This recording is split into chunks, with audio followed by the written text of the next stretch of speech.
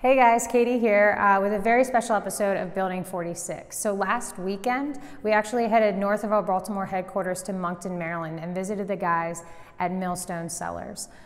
We were able to meet with Kurt, their owner and chief cider maker, along with Sarah, their cider extraordinaire, and talk about their unorthodox approach to glassware and how they use it to elevate their guest experience. So this is the first part of our glassware discussion with Kurt and Sarah. We hope you enjoy.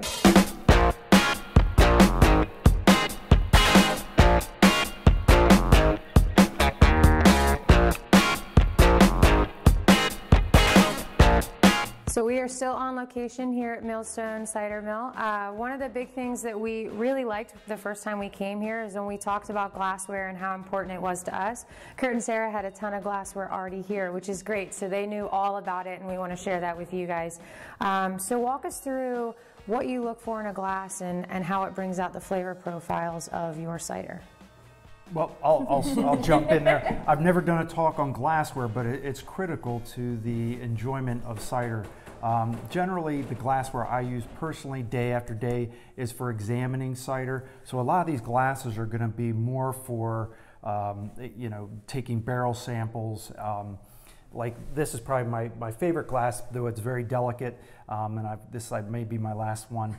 The reason I like it is because I can swirl it, and it then will condense the aroma so I can get my nose into it and really examine what's going on. This is sort of my beater glass, which is more for when once I figured out, I get a big blend. It's heavy. You can't break that one. I like the green bottom because I don't lose it. But some of the other glasses I've sort of collected just to sort of try them out this actually is a bud vase, which is sort of, you can see that just about everything here is sort of like stemless. And I think stemless is good. I used to be the person who washed all the glasses, so anything that could make it easier on me, we went with. And so stemless works really well. And something that can be swirled, something I can get my nose into. This I've never used because I can barely get my nose into that, so that one really doesn't work all that well. This is a traditional roamer, which is just very, it's cool to look at. These are some glasses you brought, and I've not tried these yet, but these are like the cider, these are called the cider glasses. That is the cider glass from Libby, so that is their go-to. And see, I think that this would be used a lot when you are doing something like an Angry Orchard or a woodchuck or a crispin or something like that, where you're gonna, you're thirsty, you go to the bar and you say, give me a pint of something, and they're gonna fill that up, and it's very attractive. You can keep your hands on it, so it would work really well for that. For Millstone, it may not be. You can see how it sort of flares out at the top, and so if you're swirling this, it's going to end up on your neighbor, and that's a waste of good cider. So we want more of like a tulip shape, which is going to kind of keep that aroma in, give you a good nose feel with it. Right. Okay. And we're having our festival come up on the 7th, and actually we ordered a bunch of these with the handle, just because it's a little bit more durable for a festival type activity. Absolutely, and this is going to be a little bit different than what you would see.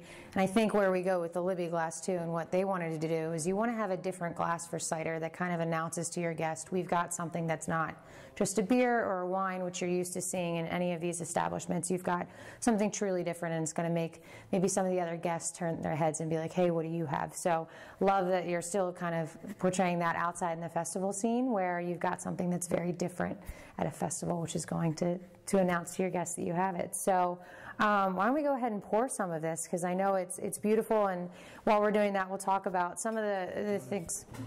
We were really attracted to Millstone at the beginning was just the packaging. So again, announcing that it's something different when you're seeing this on a shelf, or if you've got this in the back of your bar. The packaging itself, you can see from the bottles, are beautiful. They've got the great latches at the top, dipped in wax. So just announces it's different. And you see here they've got their tasting glasses, which are stemless.